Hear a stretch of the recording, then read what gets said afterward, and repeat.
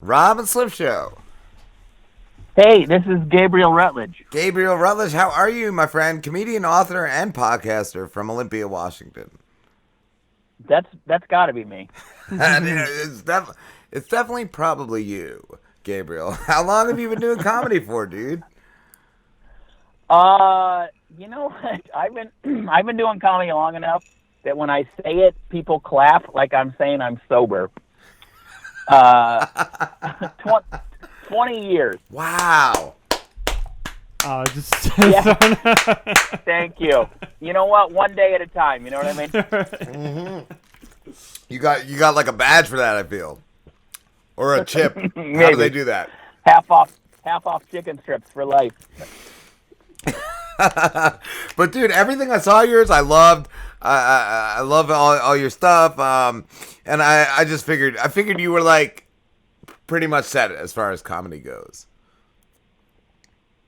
You figured I was pretty much what? Like set. Like are you like a headliner type dude? You're good. Oh yeah. Yeah, sure. It's been I mean, this is a weird year, but yeah. Yeah, I've been it's been my actual job for a long time, which is a pretty sweet loophole in adulthood. Right? That is amazing. Like you mentioning real quick though, this year, like right now, are you performing? Yeah, some.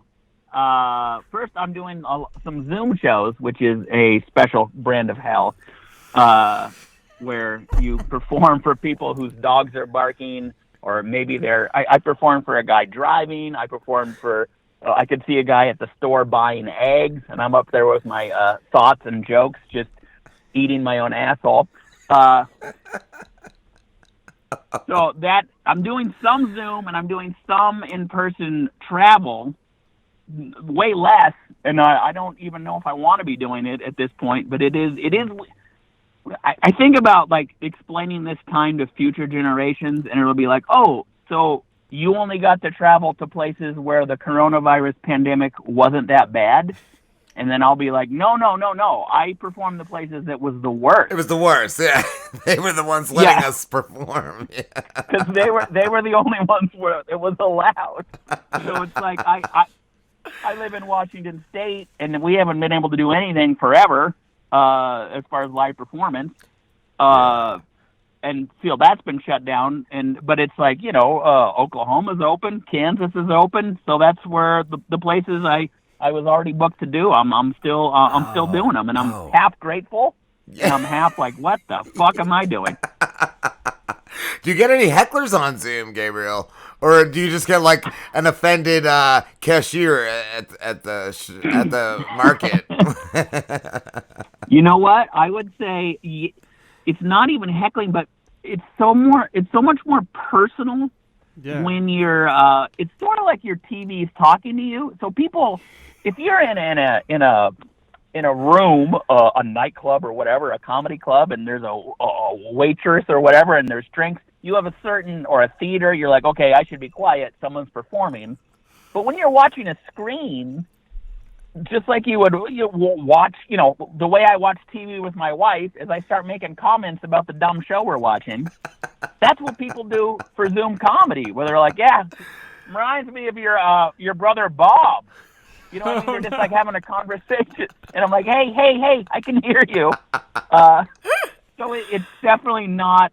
But the other side is, I've done them where everyone is muted. That's what I was wondering. That is if you could do insane. That. So you have no feedback. You don't even. Well, you have hear. Feedback in what you see. You could see, Yeah, exactly. My bar for success in a Zoom show is like, well, how'd it go? I'm like, well, you know what? I heard a couple chuckles and I saw a couple of smiles. There you go. So I killed it. Oh man, but being married and having kids and being a comedian, is that a lot to juggle?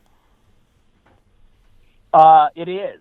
It's been. I mean, okay, if you're looking for a silver lining to this year, is I have been home a lot more, which has been nice. I used to say on stage, I used to be like, I miss my kids when I travel, not the first day. And now it's like on a Zoom show, I say I miss missing my kids. You know what I mean? I haven't had that feeling in a while. But it's oh yeah, it's a crazy. It's really, I have 3, which is a lot. I didn't mean to do that, but I have 3 kids, and that's a lot to leave with my wife when I go out and tell my dumb jokes to drunk people in Oklahoma. Is it like, I don't know, like now that you're home, is it pose like a whole bunch of new problems? Like, I don't really like this son of mine as much. Like, or I can't wait for Dad to get back out on the road. It's you know what? It's hard to never get a break from your kids. I don't mind the no break from my wife, but I want, it's like parents always bitch about summer because it's like, oh my God, I need him to go back to school. Well, it's been a year of summer.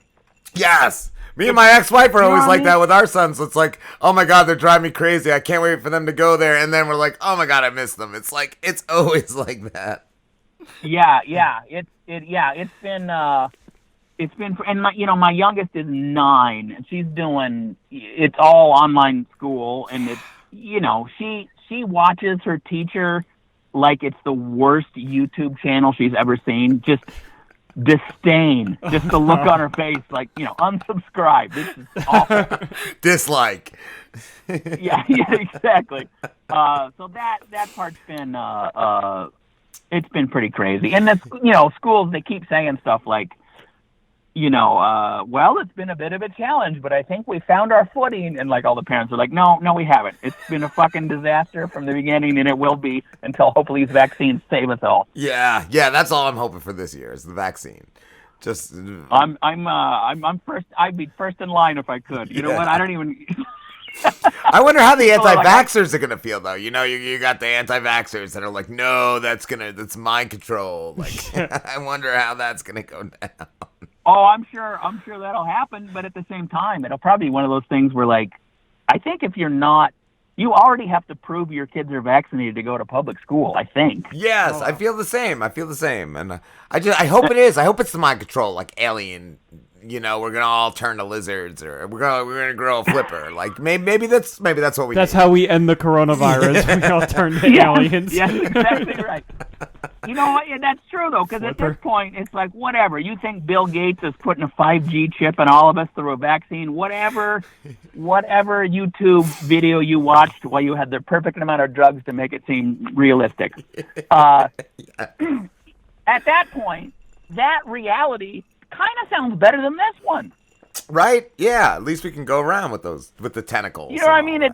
Yeah, exactly. It's like I'll take Bill Gates' dystopia compared to this coronavirus dystopia. This isn't good either. No, it definitely sucks. It definitely. I got a question. I'm wondering with doing the comedy on like Zoom calls, and I mean most entertainers are doing like I like musicians and stuff are doing like the Zoom thing. Do you think that's going to become a norm when the coronavirus goes away? Like our tour is going to be, oh, we're doing this venue, and then we're doing Zoom on Sunday.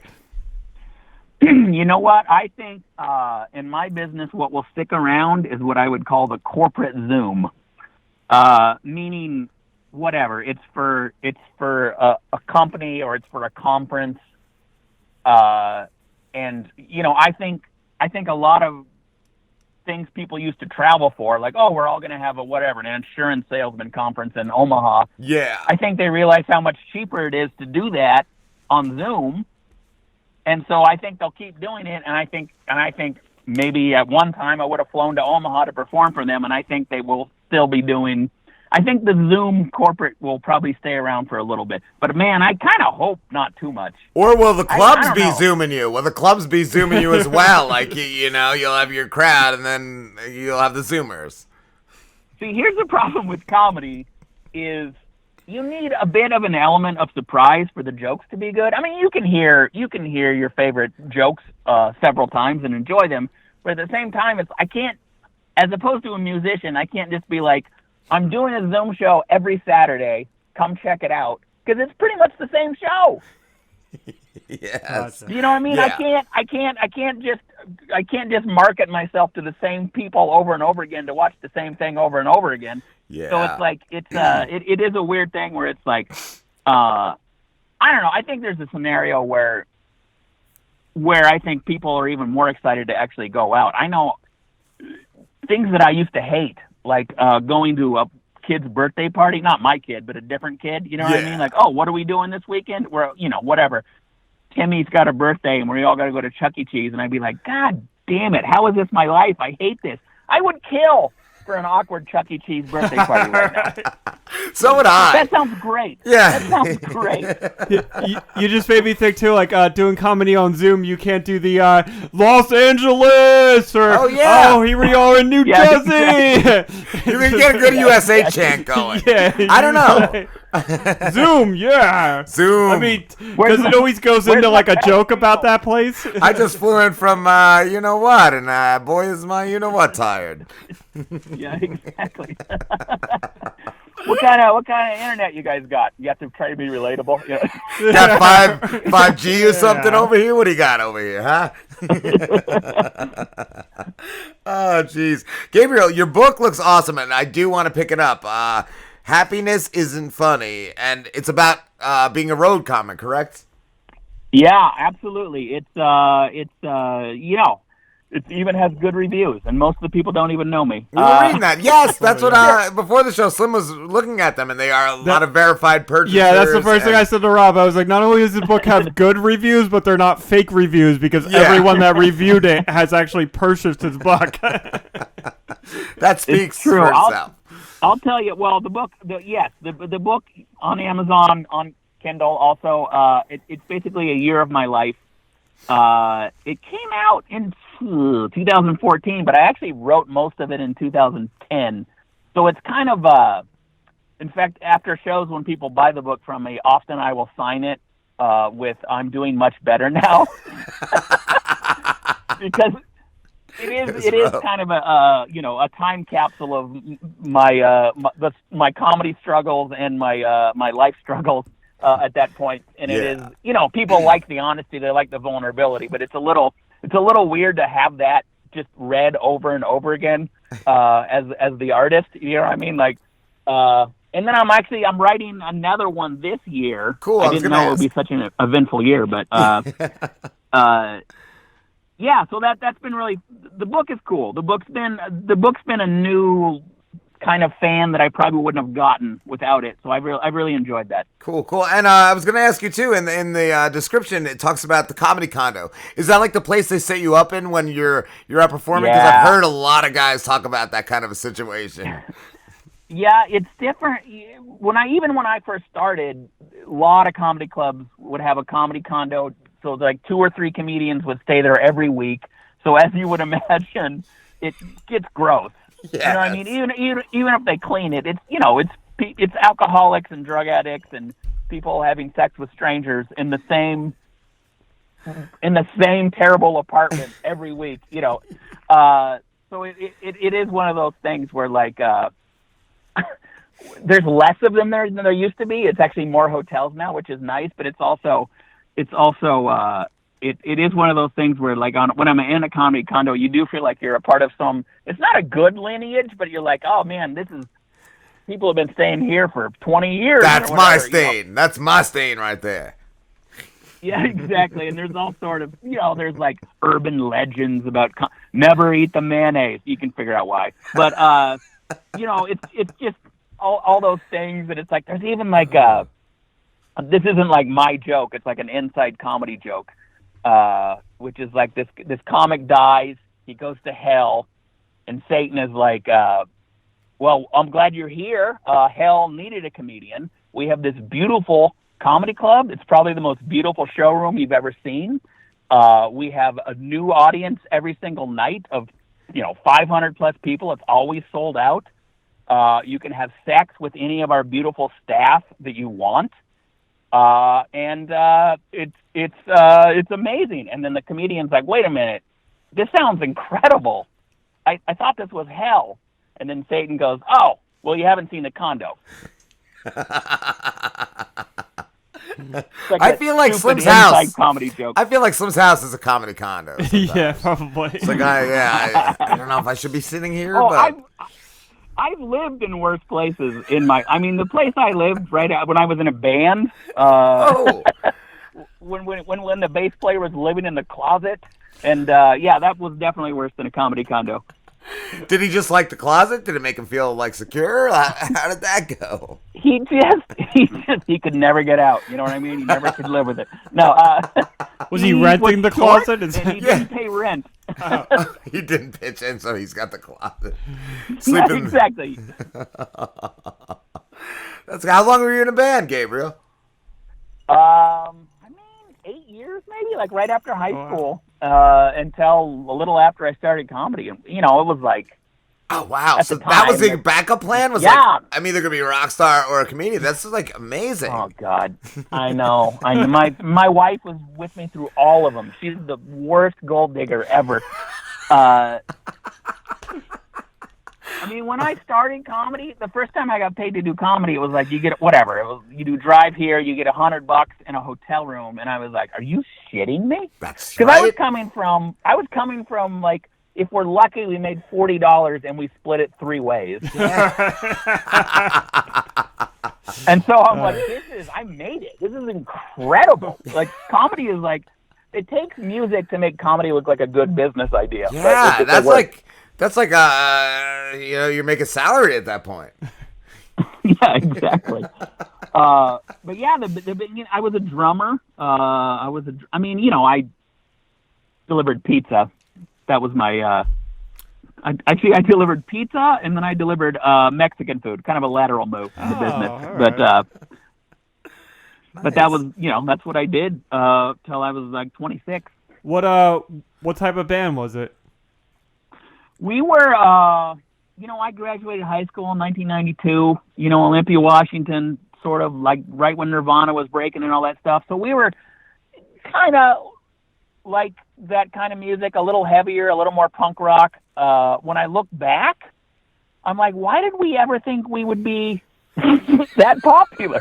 There was, it was like the ceiling on the style of music we were playing was pretty low. Yeah. But at the same time, it'd be like, yeah, I don't know, if we got a major label deal, we might sign, we might not. No one asked. No one fucking asked. Nobody came knocking. Nah.